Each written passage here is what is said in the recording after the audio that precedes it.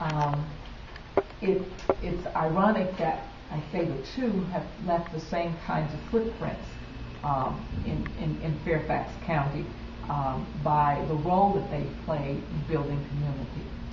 Martha Pennino was a fabulous woman who started out her political career in the town of Vienna. And Martha Pennino, for some might not know that Martha Pennino had polio as a child. And some people who had gotten to know her recognize that how she overcame the perils of that were sort of the ways and the energy that she put toward trying to solve solutions in her community. She was never daunted by a problem. And if you think of the places in which we talk about meaningful contributions that have life-lasting effect on us, you will think that Martha Pennino, you will know that Martha Pennino was involved in it. I think about, first of all, the Human Rights Commission.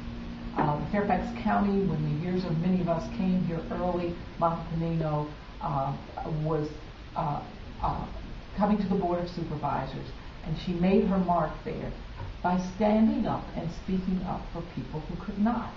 After having served on the Vienna Town Council for 6 years, from 62 to 68, she was elected to the Fairfax County Board of Supervisors. And one of those early actions that she did was to start advocating for a Human Rights Commission.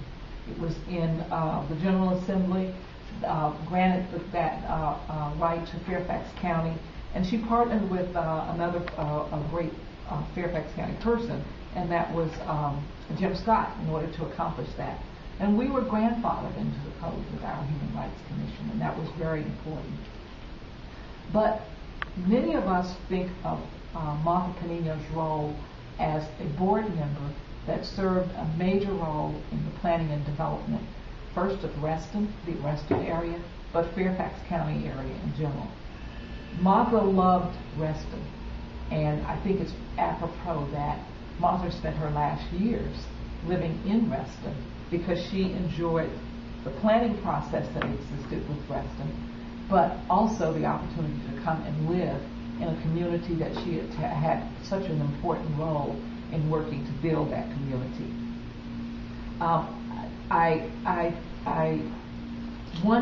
A couple of things that I think stand out about Martha is that she always was speaking up for the disadvantaged, those more vulnerable, and all of us remember some of the work that she did in the community. I look back, and we are next door to the shelter that was built. When Martha Pennino was here, and we had people who were homeless, and they were living in the woods, we opened our churches up, and we had the opportunity to say the faith communities will provide housing for people. Well, that happened for a while, and then it was recognized that we did not have the authority to have people sleep in our churches. And so Martha said, well, that won't be enough. That would stop me from addressing the problem. So she opened up her office, and she allowed people to sleep in the office. We subsequently built a shelter, and the shelter became a mark as to how we in the county, as well as we in this area, would treat people. If we look across just beyond here, the library, there are 32 units of affordable housing. And Martha Pennino's idea was, yes, we can have affordable housing, but one of the issues she was concerned about was, did it measure up to the quality that she wanted to be have acknowledged? She ended up doing the 32 units here by going to Jim Cleveland, who was one of the developers at the time for Reston, and saying, Jim, I need some land. We have an offer of funding from HUD, and we can't use the funds as they are unless we get an exemption in order to use those funds for this building, but I have to have the land first. Well, all of us know that when Martha said she needed something, she was able to get it. The land was donated. The 32 units that are over there, if you drive down the street, you will not know that they're considered affordable housing.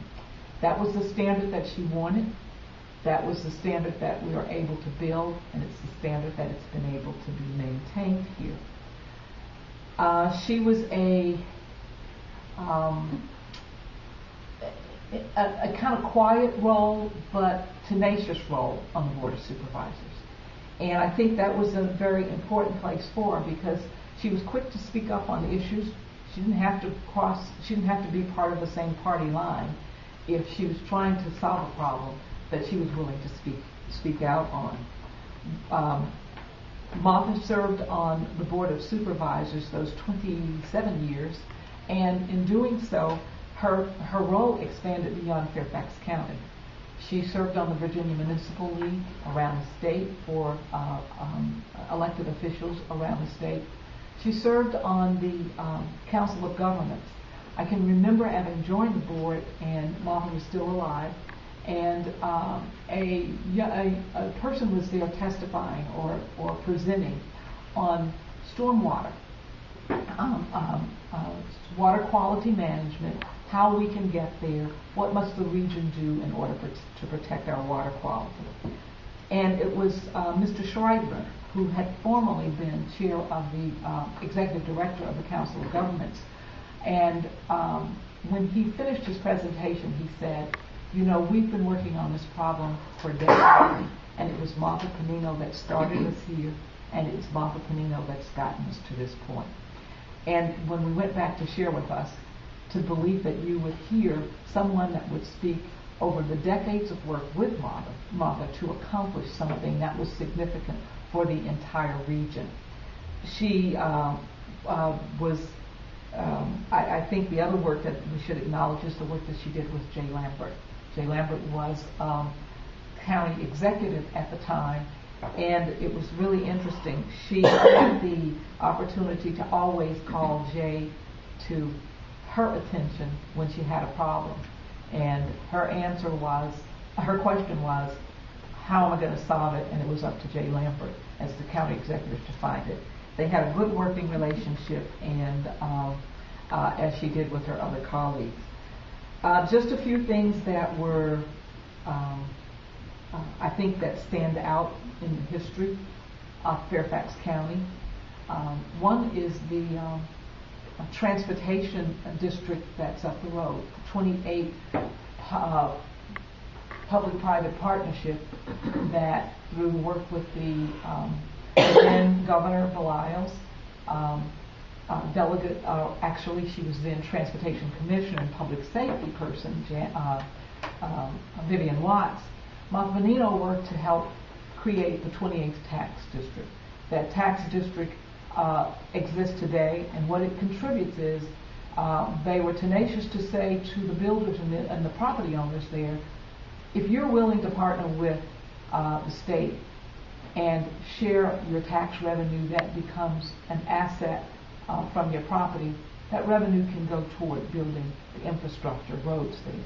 We're now in the second completion of the phase of the Route 28 tax district, and those of us that currently serve today on that commission recognize that people like Martha Pennino that could be party to a very innovative process that today allows funds to continue to flow on an infrastructure at the same time that we have the dearth of dollars that are needed in other places around here to come up with other creative ways.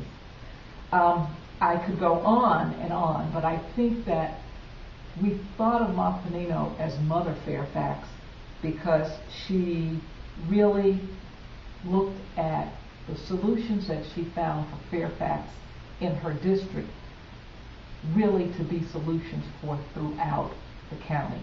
If we talk about child care, she cared about child care here, but the beneficiaries of that caring made child care affordable, safe, and today we look at it from the givers of child care, a profession of giving back to families and children throughout the county, not just in the Centerville district that Martha Pennino was a party to. Those are the examples.